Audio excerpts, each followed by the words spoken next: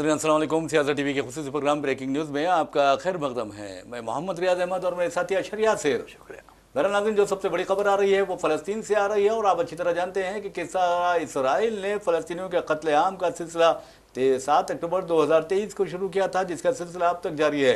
लेकिन जो खबर हमारे पास आई है वो ये है कि समूद फ्लोटिला, जो जिसके ज़रिए आपको बता दूं कि मुख्तलिफ दुनिया के मुख्तलिफ ममालिक के समाजी जहदकार, इंसानी हुकूक़ के जहदकार इसराइल की तरफ बढ़ रहे थे, उस जहाज़ में सवार होकर उस जहाज़ को इसराइल ने अपने मुहासरे में ले लिया है और जहाज़ में सवार समाजी जहदकारों को, तमाम समाजी जहदकारों को उसने हिरासत में ले लिया है। ये खबर वहाँ से आ रही है इसराइल के इस तरह के इक़दाम की। और दूसरी तरफ आपको बता दूं कि अमेरिकी सदर डोनाल्ड ट्रंप के अजीब व गरीब फैसलों ने अमेरिका को भी परेशानी में मुब्तला कर दिया है। उसी तरह जिस तरह दुनिया परेशान है, उनके मुख्तलिफ फैसलों से लेकर ख़ास तौर पर हिंदुस्तान की परेशानियों में डोनाल्ड ट्रंप ने बहुत ज़्यादा इजाफा किया है। और ऐसे में ये कहा जा सकता है कि हिंदुस्तान की मईशत पर कारी ज़रब लगाने के लिए उन्होंने मुख्तलिफ टैरिफ भी आयद किए हैं। और आपने देखा कि किस तरह 50% टैरिफ हिंदुस्तान की मसनूआत पर आयद कर दिया था ट्रंप ने। लेकिन जब ट्रंप के ही हालात ख़राब होते जा रहे हैं अमेरिका में, तो आप अंदाज़ा कीजिए कि वो किस तरह के सदर हैं और किस तरह उनसे उम्मीद की जा सकती है। तो बहरहाल हम आपको बता दें कि वहाँ पर अमेरिका में शटडाउन के नतीजे में नासा भी बंद कर दिया गया है और तनख्वाहें जो है मुलाजिमीन की वो देने से भी गुरेज किया जा रहा है। अजीब गरीब हालात वहाँ पर पैदा हो गए हैं और लोग इस बात पर अफसोस का इजहार करने लगे हैं कि आखिर हमने ट्रंप को वोट देकर, ट्रंप को मुंतखब करके कितनी बड़ी गलती की है। और ट्रंप की गलती का नतीजा है कि वो बार बार कहते हैं कि हमने 7 जंगों को रोका है और हमें अमन का नोबेल इनाम दिया जाना चाहिए। लेकिन जब फ़लस्तीनी बच्चों और ख़वातीन और फ़लस्तीनियों के कातिल का नाम लिया जाएगा तो नेतन्याहू के साथ ट्रंप का नाम भी जोड़ा जाएगा। और आप अच्छी तरह अंदाज़ा कर सकते हैं कि समूद फ्लोटिला पर कई जो यानी समाजी जहदकार सवार थे उन्हें हिरासत में ले लिया गया है और यही खबर सबसे अहम है। और दूसरी खबर अगर हिंदुस्तान की सतह पर देखे जाए यानी नेशनल लेवल पर, तो आरएसएस आज अपने 100वीं सालगिरह मना रही है, यानी वो 100 साल की हो चुकी है। आरएसएस के बारे में ये कहा जा सकता है कि उसके जो कार्यकर्ता होते हैं, उसके जो वॉलंटियर्स होते हैं, उसके जो सरसंचालक होते हैं, अपनी तमाम ज़िंदगी तंजीम की मजबूती के लिए लगा देते हैं। और ख़ास तौर पर इस मामले में हिंदुस्तान में मुस्लिम जो क़यादत है, मुस्लिम उलमा जो हैं, उन्हें आरएसएस से और आरएसएस के कायदीन से कुछ ना कुछ ज़रूर सीखना होगा। ख़ास तौर पर मफाद परस्ती के मामले में आरएसएस के जो कायदीन होते हैं वो कभी मफाद परस्ती नहीं करते और ना ही अपनी आल औलाद का देखते हैं, ना अपने ख़ानदान की भलाई देखते हैं, बल्कि वो अपनी कौम की भलाई देखते हैं और एक अपने मिशन और अपने एजेंडे को लेकर चलते हैं और उसके गुलाम हो जाते हैं और एजेंडे की तकमील तक वो चैन की सांस नहीं लेते।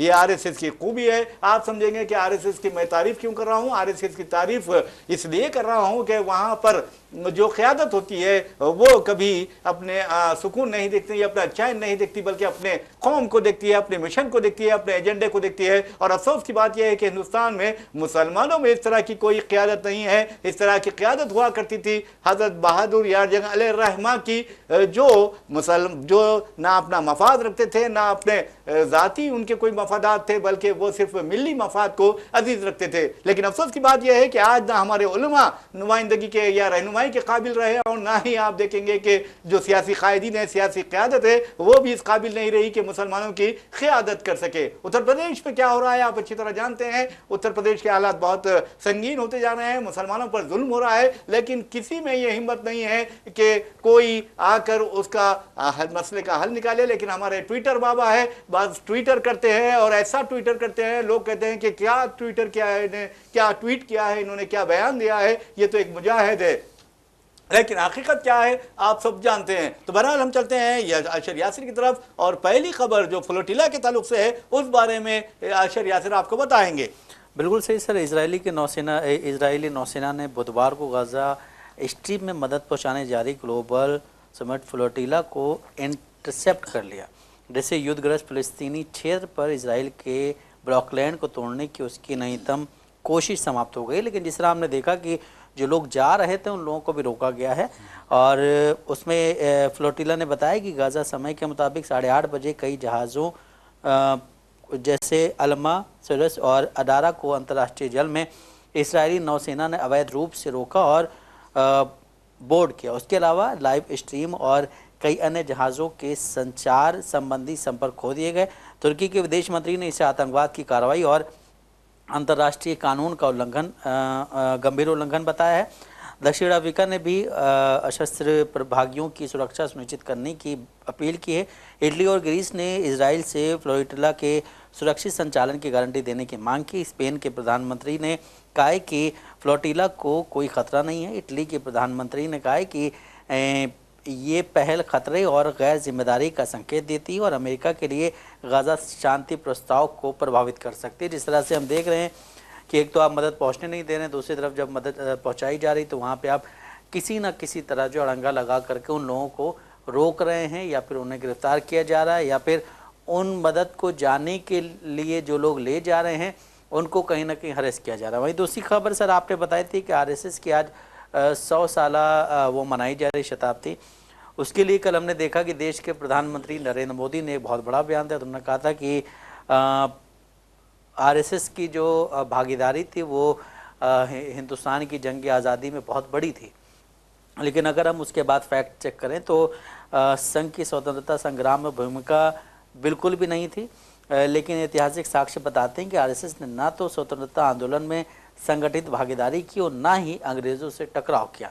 तो जिस तरह की जो चीज़ें लगाई जा रही हैं उसमें यही चीज़ें सामने आ रही कि आपने ये तो बोला कि आरएसएस की बहुत बड़ी भागीदारी थी हिंदुस्तान की जो जंग आज़ादी का वो चल रहा था, लेकिन उस दौरान आरएसएस खड़ी कहाँ थी ये देखना है हमें ना कि आरएसएस किस साइड खड़ी थी। एक साइड पूरे हिंदुस्तान की आवाम खड़ी थी जो कि चाह रही थी कि हिंदुस्तान आज़ाद हो जाए और दूसरी साइड आरएसएस खड़ी थी जो अंग्रेज़ों के साथ थे, जिनको ये कहना था कि आज़ाद ना हो और जो ये दो राष्ट्र वाला चीज़ें थी वो सब वहीं से शुरू हुई थी। ठीक है।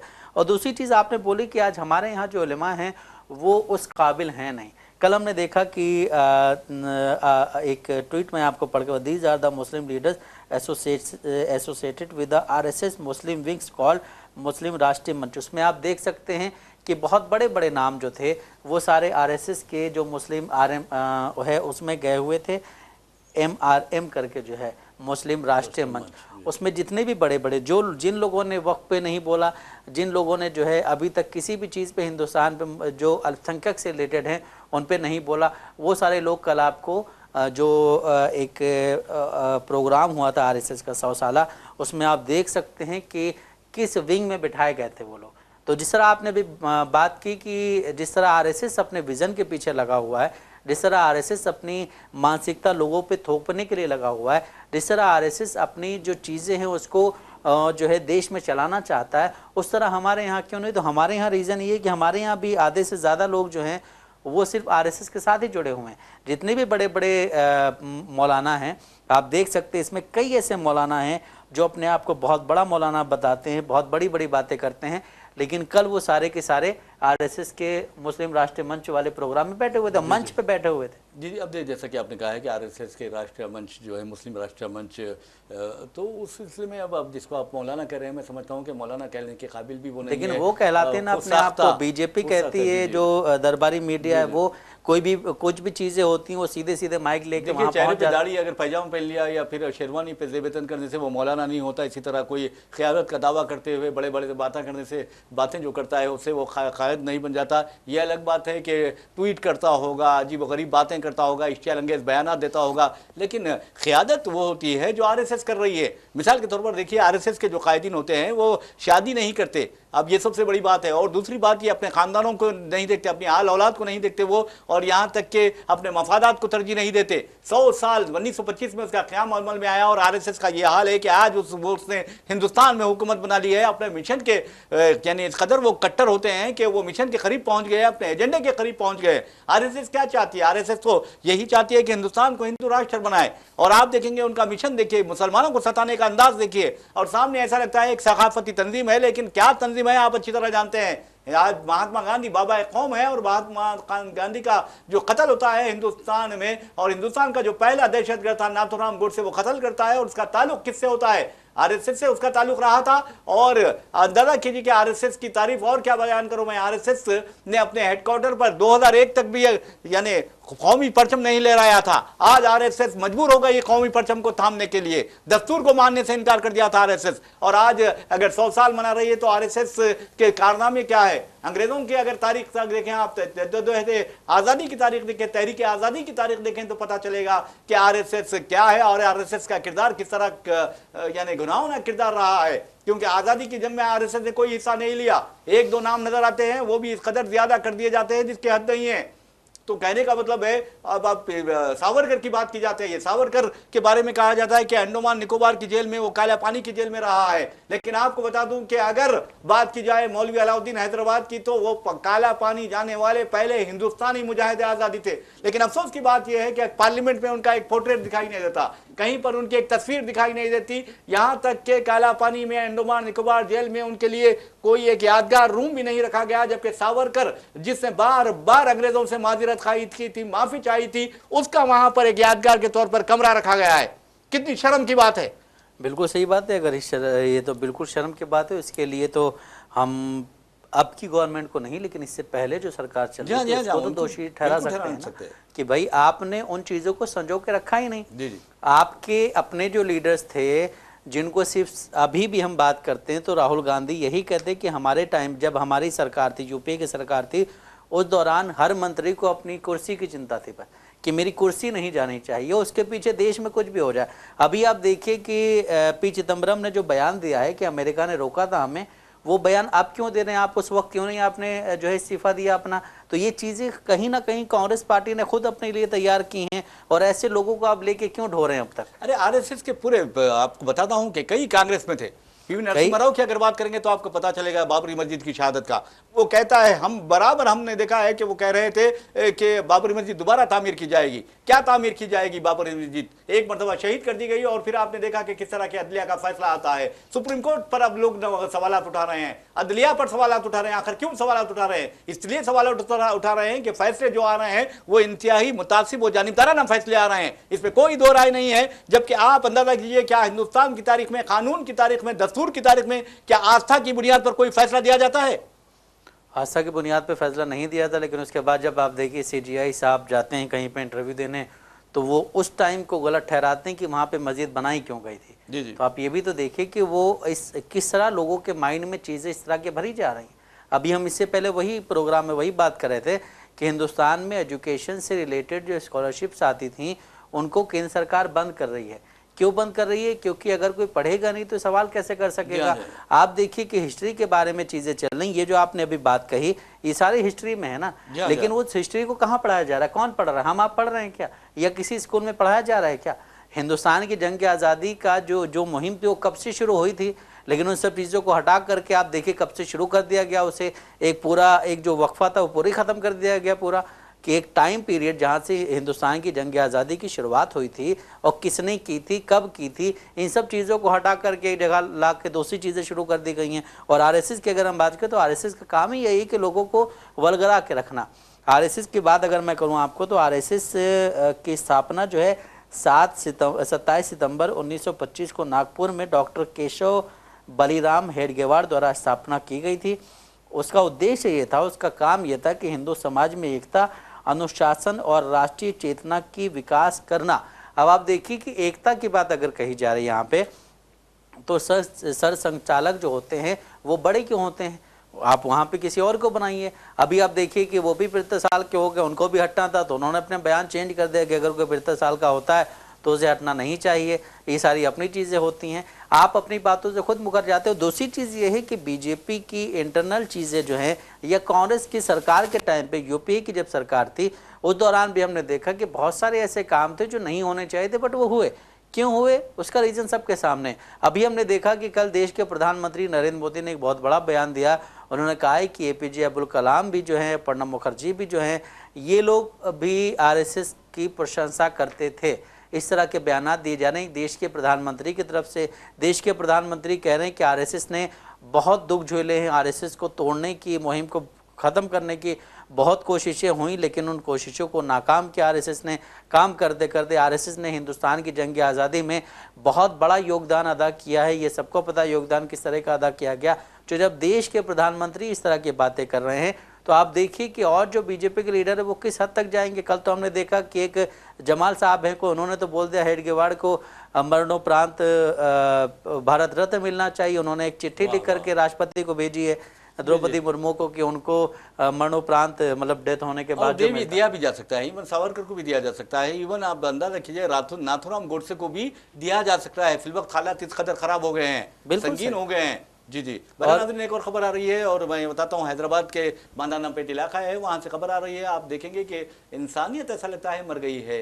एक लड़की है, 7 साल लड़की, अपने नाना नानी के या दादा दादी के घर को जाती है और वहाँ पर से लापता हो जाती है। और कल उसकी लाश मिलती है, उस बच्ची की। उसके हाथ और पैर, हाथ पीछे बांधे होते हैं और पैर बांधे होते हैं, और वाटर टैंक में उसकी लाश तैरती हुई पाई जाती है। तो अब अंदाजा कीजिए, एक मासूम लड़की का अपने ही घर में, अपने ही दादा दादी या नाना नानी के घर में कत्ल कर दिया जाता है। तो किस कदर शर्म की बात है। क्या इंसानियत मर गई है? क्या लोग मजहब से दूर हो गए हैं, दीन से दूर हो गए हैं, प्यारे नबी सल्लल्लाहु अलैहि वसल्लम की तालीमात से दूर हो गए हैं? आखिर ये क्या हो गया है, पता नहीं है। हैदराबाद में इस तरह के वाक़यात जो पेश आ रहे हैं, बहुत ही अफसोसनाक वाक़या है। 7 साल की बच्ची का कसूर क्या है, आप अंदाजा लगाइए। मादनापेट पीएस में पुलिस स्टेशन में शिकायत दर्ज करवाई गई थी। छावनी नादली बेग में ये वाक़या पेश आया है, और इस सिलसिले में अब देखना यह है कि कातिल कौन है और उसका मकसद क्या है, और एक मासूम बच्ची उसके लिए किस तरह नुकसान का बायस बन रही थी, उसके लिए परेशानी का बायस बन रही थी। ये सोचने वाली बात है।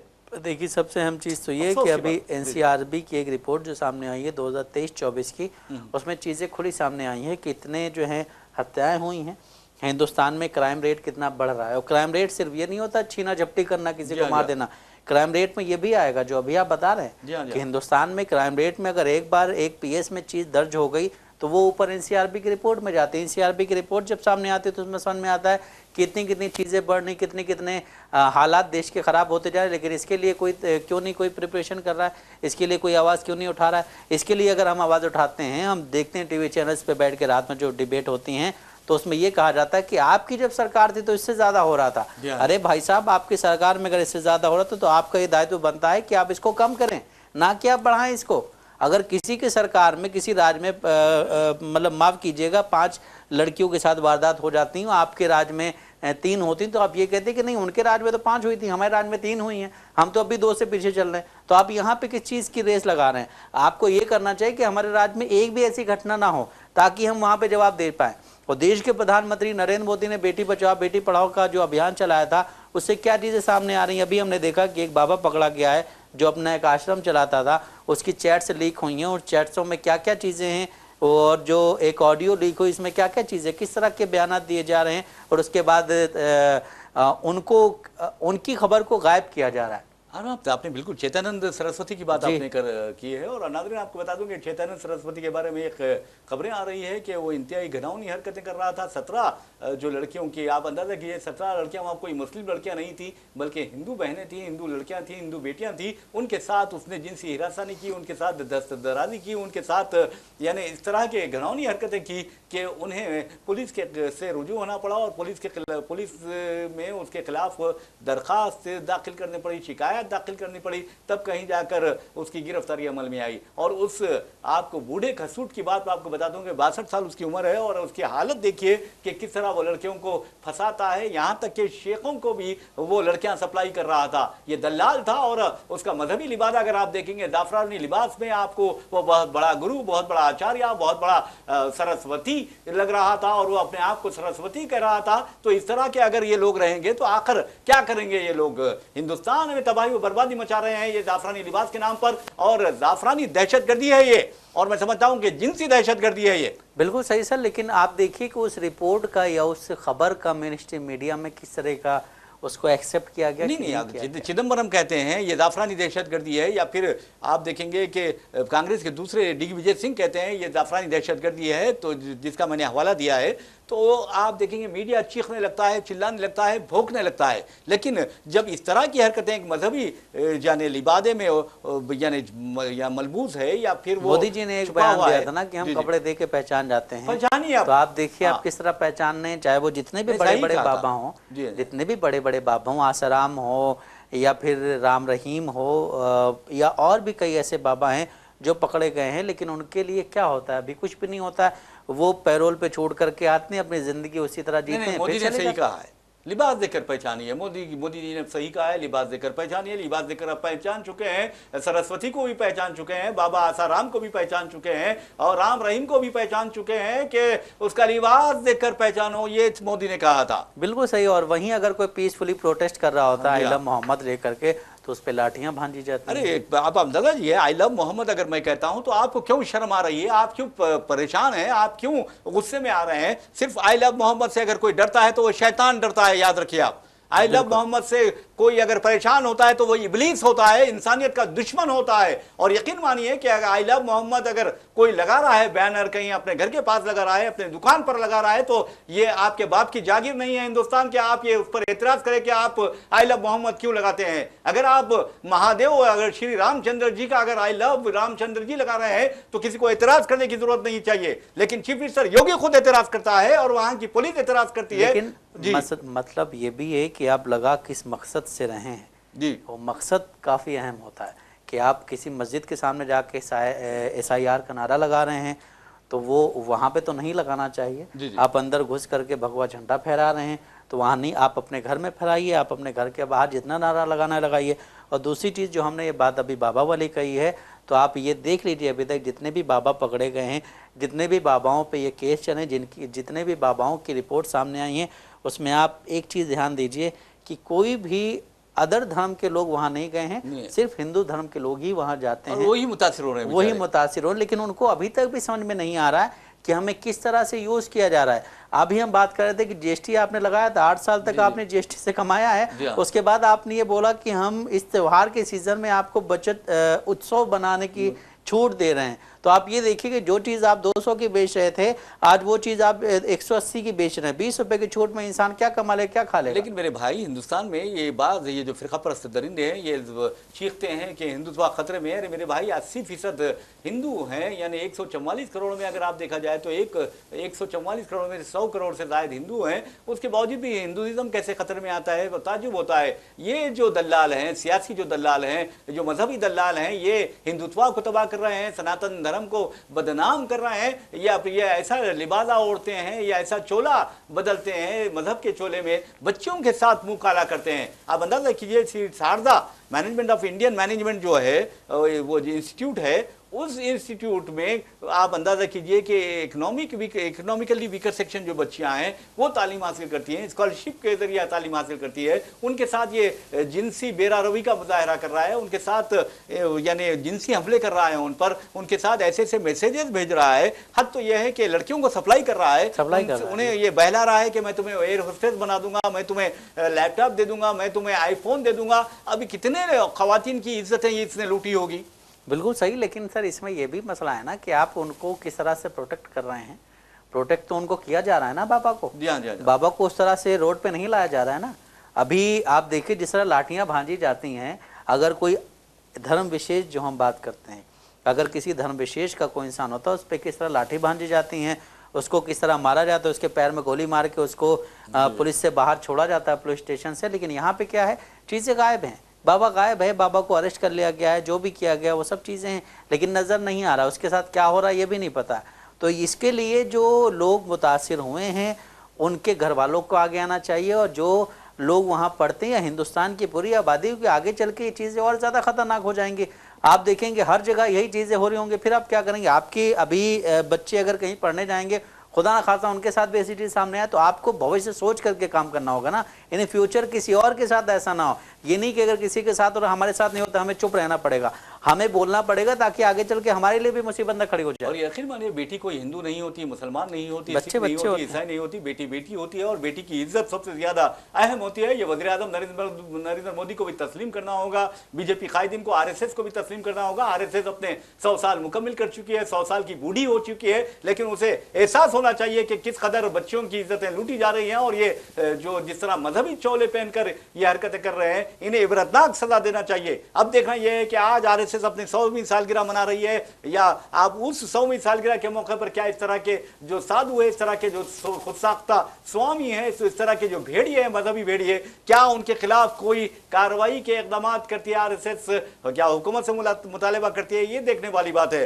तो बहरहाल नाज़रीन, आपको ये भी बता दूं कि जस्टिस BR गवाई सुप्रीम कोर्ट के चीफ जस्टिस है, उनकी वालदा के बारे में खबर आई थी कि वो आरएसएस के जलसे में शिरकत कर रहे हैं, लेकिन उन्होंने कहा कि मैं अम्बेडकर की तालीमात पर अमल करने वाली हूं और अब इस उसकी तकरीब में शिरकत नहीं करूंगी। ये 5 अक्टूबर को तकरीब मुनक़िद होने वाली थी। तो बहरहाल ये बहुत अच्छी बात है, क्योंकि आरएसएस के बारे में सब जानते हैं, अंग्रेजों के साथ उसका कैसी खुरबत रही है, तहरीक आज़ादी से उसने किस तरह दूरी इख्तियार की थी और सावरकर ने कितनी मरतबा अंग्रेजों से माफ़ी मांगी थी, किस तरह पेंशन ली थी, ये सब मालूम है। तो बहरहाल इसी के साथ हम अपना प्रोग्राम ब्रेकिंग न्यूज़ इख्तिताम को पहुंचाते हैं। अपने मेज़बान मोहम्मद रियाज अहमद और मेरे साथी अशर यासिर को इजाज़त दीजिए।